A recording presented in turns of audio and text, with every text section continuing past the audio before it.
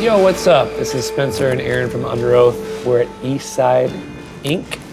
in New York City. We just played the PlayStation Theater, just here getting some tattoos.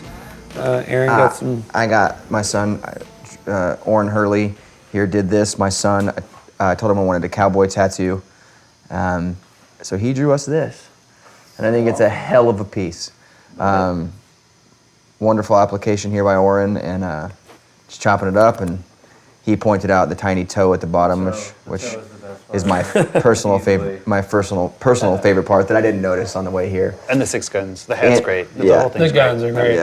Yeah. And Spencer is getting that. I'm getting a lighthouse covered with UFOs because why not? The usual. The usual tattoo, traditional. Yeah. Did you feel like the lighthouse is It's beckoning? signaling. Yeah, it's signaling. They're not necessarily just for boats, guys. Yeah. Okay. This guy's landed, so you're already fucked. Yeah. Then. Yeah, we played at PlayStation Theater last night. It was it's great to be in New York. It's great to meet wonderful people here at Eastside Inc. So thanks for choosing us. Yeah, beautiful shop. Thanks. And really great people. So in this trade, I feel like when you find great people, you stick with them. So if you're in New York, Jersey, Pennsylvania, Tri-States, Make the drive. Connecticut, if you're in Guam, get here and get a tattoo. There's wonderful people. I'd Wonderful like to art. thank Revolver for bringing us all together. Yeah. Thanks, guys. Yeah, of course. Thanks for having us. Yeah, Revolver's who linked this up, so thanks for that. Yeah. So great. Welcome to Eastside Inc. Thanks. Congratulations on the show. Thank you. Man. Thanks for the plug. Awesome. All right. So clearly there's some alien stories here. I've always been really intrigued by it. You ever seen one? I don't think so, but I don't think that. But I just don't think that we're the only. I mean, we're the only things out here, man. That's just impossible. My dad swears up and down that he saw an alien. Oh yeah? When I was a kid, he told me this story about how he was at the mall. At the mall? There was this mall called the Sunshine Mall where I lived. There's this giant parking lot, and it had all these lights. And my dad always believed that they attracted UFOs, and he said he saw a UFO fly over the parking lot one night. And that my mom saw it too, but my mom denies it. I think it's all bullshit. Your mom's right, you think? No, I don't know. I think there's aliens for sure. I don't know if they're little green men, but... Well, my mom is sure that there are aliens, and she worked at NASA, so... Did she? She has insider information, I'm sure. Your mom worked Really? at NASA? Yep. That's badass, actually. She still does a little bit, but not like they cut a lot of the budgets the last couple of years. But yeah, she swears by it. She even went so far as to say within 10 years there'll be some kind of proof out there. Among Us? Yeah.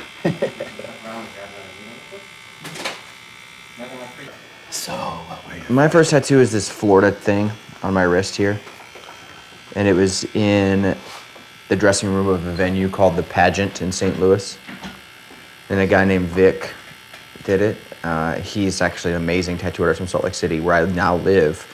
And the two guys he apprenticed over the last 15 years tattoo me all the time now. So his style took a different turn. He does all Japanese stuff now, which I love, but I just don't get those type of tattoos. So yeah, man, that was my first tattoo. And I got woken up out of a bunk, and my tour manager, who is now a full-time tattooer that owns a shop, he made me get it, because I had always wanted a tattoo. I was like 20, and I was terrified to get one. And he pulled me inside and made me get it. And it was weird because it didn't really hurt as bad as I thought. It wasn't like I thought it was gonna be. It hurts way worse now, than it did then. But it was like half of what I thought it was gonna be. I thought it was gonna be like this traumatic experience, and I was like, oh. Yeah. You sound disappointed a little. Yeah, well, yeah, now I feel like it's traumatic. But then I didn't feel like it was traumatic. The more you get, the worse it is, So they say. With age, too. Yeah. Well, I think it's the endorphins, right? I think when you first start getting tattooed, you just want to be cool as fuck, and you're like, whatever, like I'm just gonna deal. Yep. And then now it's like maintenance almost, or like yeah, it's not good anymore. Love having them, hate getting them. Your worst is your back, you'd say? My Throat, maybe? it wasn't that bad. Really? I think the worst thing about your throat is when someone's pushing. I thought the sides hurt tattoo-wise worse. The sides hurt, like the actual needle. I wouldn't be able to handle the Adam's apple. Yeah. Oh, it's awful. I mean, I didn't get the Adam's apple like he did. The neck is terrible. It only took like an hour, too. Yeah. So, for the front of it. Oh, And then that's I got great. the filler on it in a different setting. But, I don't know. The back, I would say, is because you can't like guard yourself at all. I don't know. It's just you're getting filleted open. The stomach is always bad, too. Yeah. That's so cool. That's my favorite tattoo I've ever gotten, for sure. Dead serious. But I have, I don't know, I have like I think so. Don't you? I'm open. I wasn't sure if we decided on it. probably or this not. giraffe right here that says Victor Yeah. underneath it. Still It's like think a, so. we were on tour with a band probably about 10 or 12 years ago, one of our first real headlining tours. And there's that band Hopes Fall. And they had they really inspired us when we were younger. They were like real melodic and heavy, and then they put out this record that was like singing on every song. And we were all kind of disappointed or whatever. Like we were like 19 or whatever, you know. And they had a song, and the chorus had this line. It was like, "Victor, keep your head up." That was the chorus. And I thought it was so stupid. And me and Spencer used to make fun of it all the time and like sing it to each other. I've told them this story, so it's not like that. And we went out to a bar one night on the tour, and I got really drunk, and I was like, I went up to the singer, Jay, and I was like, "What does that mean?" Like, just being kind of an asshole, like smart alecky, you know. And he told me the story about in the 70s there was this giraffe at the BBC Zoo in England, and his name was Victor, and he was the world's largest reticulated giraffe at the time. And they had a big rainstorm, and he slipped in the mud. And I guess I didn't know this at the time, but giraffes sleep standing always, and their head never lays down. You know, they always have their head up. So this giraffe slipped in the mud, and he was stuck on all four legs were splayed out like this. He was stuck like that for 3 days, and the whole country was rooting him on. It was all over the news, and they raised a bunch of money, so they got a crane to come, and they put these straps under him, and they lifted him up. And when they lifted him up, the straps crushed all his internal organs, and it killed him. And his head just went. And he's like, I wrote that song. It's about like keeping on, you know. And I was like, I fucking hate myself. So I got that tattoo to remind me to keep my mouth shut when I don't know what the fuck I'm talking about. So that's my favorite tattoo. Yeah, I felt like such an asshole. Oh man. Poor Victor. Yeah. So he was fine until they rescued him and they killed him. Mm-hmm. It's rude. Well, no, I mean, he couldn't get up. So he was stuck, right? Like, so there was no real way of like getting him out of the situation he was in. Oh, okay. Pretty much.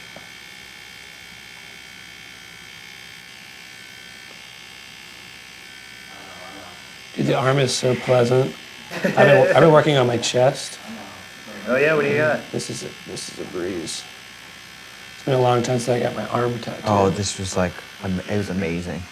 I I've just been started getting my working- legs I've tattooed. been working across. Oh, cool. I like the collection. Just a lot of random stuff. And yeah, this is a lot. Yeah, that's brutal, especially the middle of the chest, right? I feel like when you get close to the heart, is that a myth?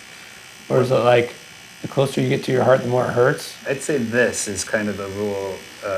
If it's more important to your body, there's more pain sensors there. So Yeah. anywhere where you've Yeah. got important things, organs. That's why I was like, is that why this?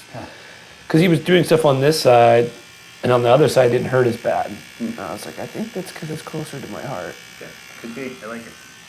He didn't know. He just.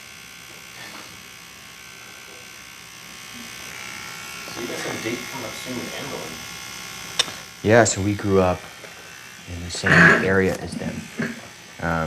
So we booked the arena, the basketball arena at home for like our final show of this tour, and thought it'd be super cool to have them. They had talked about doing some reunion stuff, and thought it'd be super cool to have them. So it's gonna be a big blowout. And our guitar player and their drummer are brother-in-laws, and they own a business together called King State. It's like a coffee and beer. It's like they're actually in the middle of a build-out right now. For years, it's been a roastery, coffee roastery, and now they're actually in the build-out of beer, wine, food, coffee shop during the day, and then so they're really close, obviously. So yeah, they're gonna play. They're gonna play right before us, and it's kind of cool because it's like it's the basketball arena. None of our peers have ever done that. So it's super cool for everyone to do it together, and it's kind of a family affair type thing, so it's gonna be fun. Yeah. So you guys were able to get them back together at least for one night. I don't know. I think that I don't want to take credit for quote getting them back together, but I think that they wanted to. They're doing a really small show tomorrow, or maybe it's next week. It's like a real small, like right before that show kind of thing. But I don't exactly know. So I don't know if we talked them into it, or if it was more like I honestly couldn't tell you. Yeah, Tim would know more about it. I don't really know. I'm not super close with any of those guys. But yeah, it's going to be a pretty special night, I think. Just, if everyone's family will be there, and just to be able to do that kind of thing, it's going to be pretty badass. So Yeah. we'll see. I grew up seeing bands play there, like large bands. Good. Fine. So it's pretty special. They're like, yeah, and for when we started this band as kids, it was like not. Sorry, I just hit that microphone. It was not a mainstream acceptable genre of music, right? So for us to be going into playing that place, that like I saw, whoever played, it's pretty cool. So. To watch the genre change and become big and then die down again like it is now, but still be able to, We started touring in a van, I remember our first Warped Tour in '04 when people really started paying attention. Our first support tour we supported Coheed and Cambria in the States, and they had 2 buses and a big semi-truck, and we had a van, and it was bad. The tour was huge, but it was just bad. We were dying. I'm excited, though, about the Tampa thing. Yeah, that's pretty wild. What do you got? With a big show in Tampa coming up? Our biggest show of our career. Hey, Headlining. Congratulations. That's fantastic. A lot of work leading up to that. It's been the newspaper actually today. It's crazy to say this, but I did an interview. They've been the Tampa Bay Times, like our big newspaper, and they came to our production rehearsals for this tour and did some interviews. But I talked to the guy on the phone, I don't know, 2 weeks ago, and he called me, and his whole subject matter was, "Do you realize that you're in the biggest band from the Tampa Bay area ever in history?" And I was like, "Really?" Because you don't think about yourself that way, right? You don't walk around going, "We're the biggest band from." That's just anti-constructive and stupid. But I just got the article actually just now as we're talking about it, and it says, "Who is Tampa's biggest band ever?" With Hometown Arena Show, Underoath makes the case. So it's funny that I guess we're the biggest band in music history from the area, which is such a strange thing to think about, and I don't believe it or feel that way. Who were the runner-ups? Huh? Who were the runner-ups? I don't know. Amberlin? I don't know who else, but I don't think about stuff like that, but it's funny how, yeah. As a fan, I absolutely believe it. I don't know. Spencer has his palm tattooed, which is insane to me. It's one of the better palm tattoos I've seen, actually. It's really in there, dude. It sucked. It was the worst. It's so experience. painful and so hard to do, but it looks great. This dude named Tim did that at a shop called Jinx Proof in DC. Yeah, I told him about it. Yeah, you told him about it? Yeah. Shit was... He tattooed the left side of my neck. I thought I was going to pass out. Oh, That guy leans on the needle. It was gnarly. the heavy-handed, huh? Oh, old yeah. school, you know. I Super guess old school. I didn't know this. I guess tattooing was illegal in DC forever until like 20-something years ago. I started when it was illegal here in the city, actually. Really? It only got legalized in '97. Wow. Yeah, so same. He opened that shop, and I think it was around the same time, 94, 95, something like that. The way I view tattooing is different than I know a lot of people and a lot of tattoo shows, especially. It's all about like what it means to you, and I think that's great, you know. But I also think that like when you move into a house, right, you just put cool shit on the walls, shit that you like. Some of it could be really sentimental, some of it could be Funny. spiritual, some of it could be funny, you know. Not everything has to be like a life or death story or like super. I mean, that's how we all started. Like, it was like, had to be the most Everything meaningful was thing. super, which I think is cool. I think you start in that place, and I'm sure he could tell you a lot more because he sees hundreds and hundreds of people a month, you know. But I think for me, it's adornment, right? So like, you should enjoy yourself, but also, I mean, make it meaningful. But I don't think there should be rules on it, you know.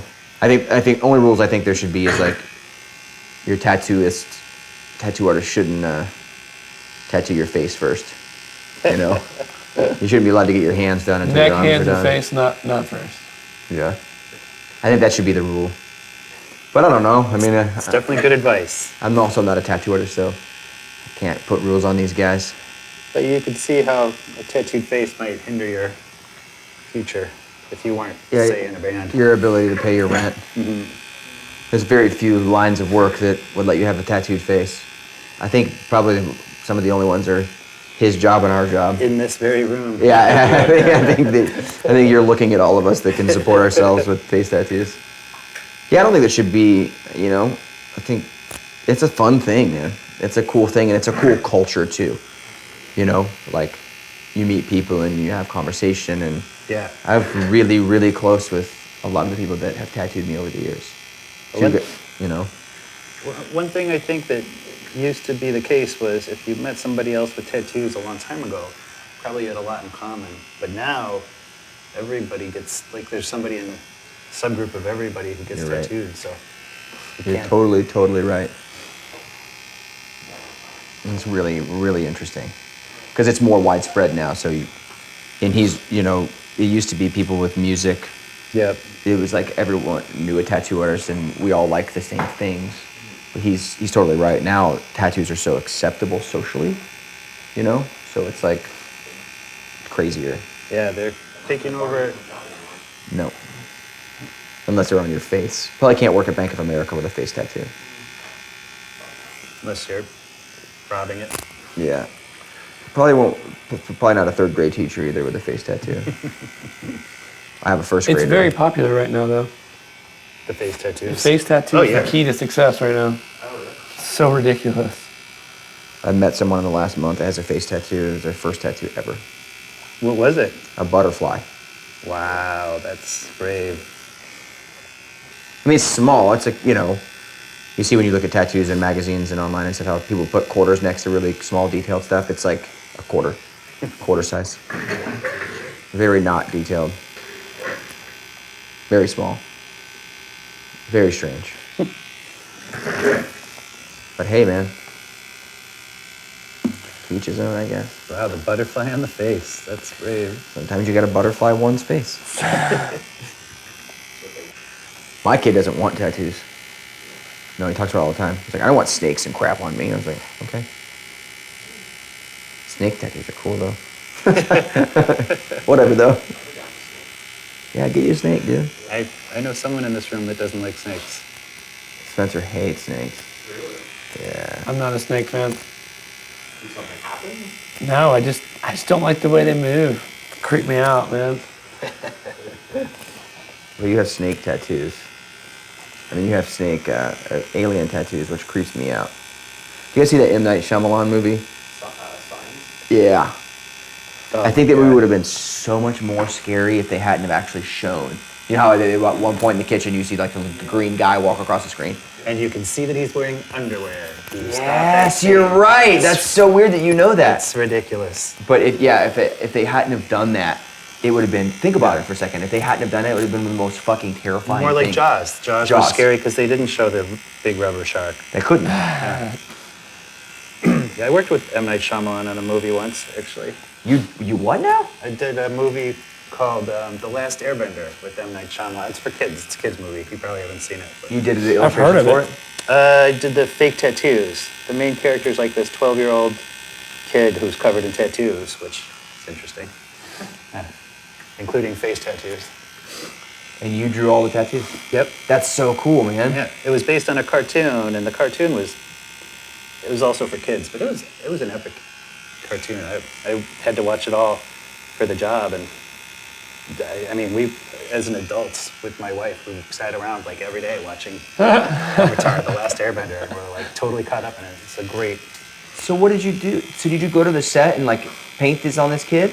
I did, yeah. But then when they're actually filming, it's different for every movie or TV show. But like he's 12 years old, so he has like a limited amount of time every day he can film. And then it's a martial arts movie, so there's stunt doubles, there's stand-ins. So there's literally thousands and thousands of stickers within a week that they're using to make him look like this. So that's only the initial process, is drawing it on and showing how it looks, you know, and then you've got to stand back and do this sticker process, which was funny. We made like a cast of his body, like the carbon freeze from Star Wars. And it's just like, I had this creepy cast of a kid in my apartment for months. It was really disturbing. They shot it here in New York? No, they did it in Pennsylvania. They have really good incentives there, I think, for filming. Plus, that guy, M. Night, is like a Pennsylvania guy. So he's got like a whole big farm there and stuff. So. How was that job? That's really interesting. It was like 6 months of work and research, trying to make it like look kind of like a magical, monk, believable tattoo, but for a made-up world, so you couldn't reference anything that actually existed. You could do it kind of for style, but that was it. So were you not coming in here at that time? You were 6 months on that job, huh? 6 months, but mostly at home, drawing, you know, dealing with the uppity management and the art companies and things. So it was like an on and off, going back and forth. It was involved. Wow. Wild. That's so cool. Thanks, man. Yeah, That's really cool. I love doing the fake tattoos as well as the real ones. It's just super interesting that like, yeah,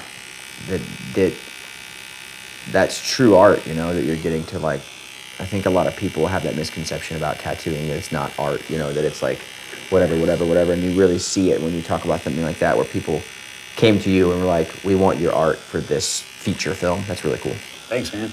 Yeah. I imagine like if you're watching a movie and somebody does a soundtrack choice, that you're hyper aware of it, right? Of course, yeah. This is a terrible choice, or Yeah. Yeah. so because of that, now I can't watch any movies without picking apart the fake tattoos. You're like, that tattoo sucks. Yeah. I couldn't even watch some of the shows. Like, I really wanted to get into Sons of Anarchy, because everyone said it was really good, but the tattoos are so fake looking that it was very distracting. Dude, Is that just like outline is post? So cool. Thanks. It's tiny. Yeah, I've never seen the outline so thin. Yeah, it's gonna start building up once we get into the shading. It's still really cool. Yeah. I hope it's not too delicate. Like I said, we still have the option of thickening up stuff. I think it's great. Cool. It's not on my arm, but I think it's cool. But you're gonna have to look at it. That's true, all the time. We're married, legally in 12 states. I have to pee. You want me to turn this off? You guys don't. I'll just record some urination. Okay. That's what you really brought me here for. You dirty bastards. I always think about the Jinx. Did anybody else watch the Jinx? Yeah. Right? Yeah. I've still got my mic on. I totally killed everyone.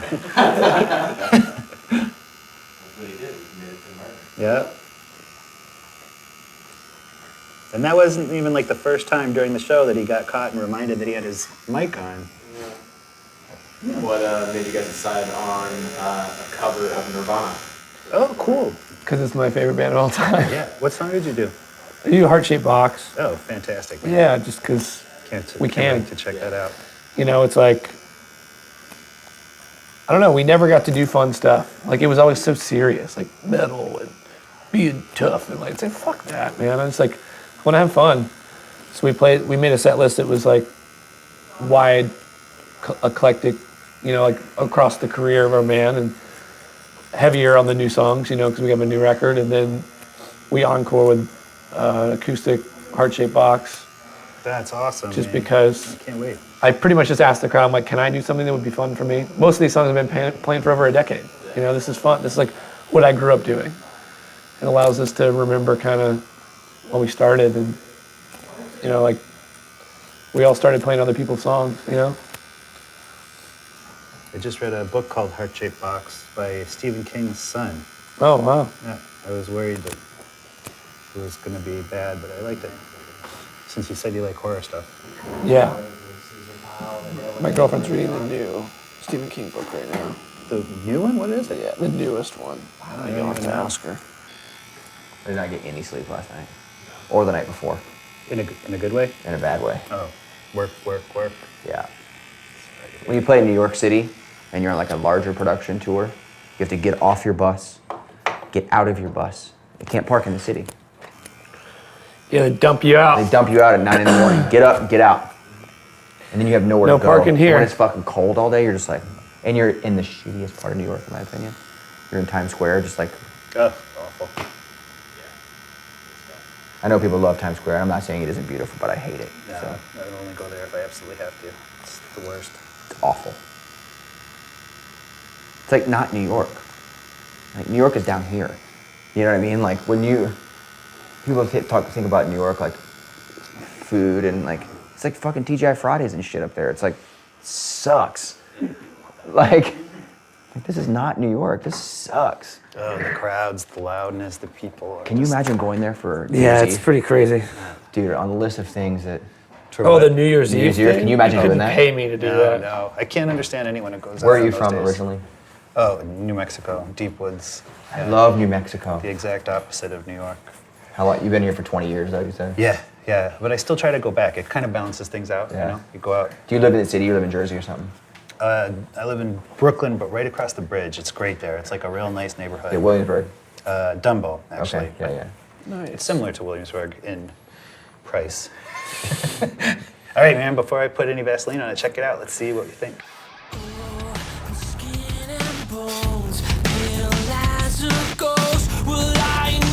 We're Underoath. Oh, yeah. Thank you so much for having us. Eastside Inc. Josh, Thanks to Josh. you're the man. Good to have you guys. Perfect. Thanks to Orange. Thanks. Yeah, definitely thank coming you. back here. And thank Thanks, you Revolver. to Revolver Yeah. for getting us all together. And please come on down to Eastside Inc. Do it. And see these guys at concert. Yeah, please. Pleasure.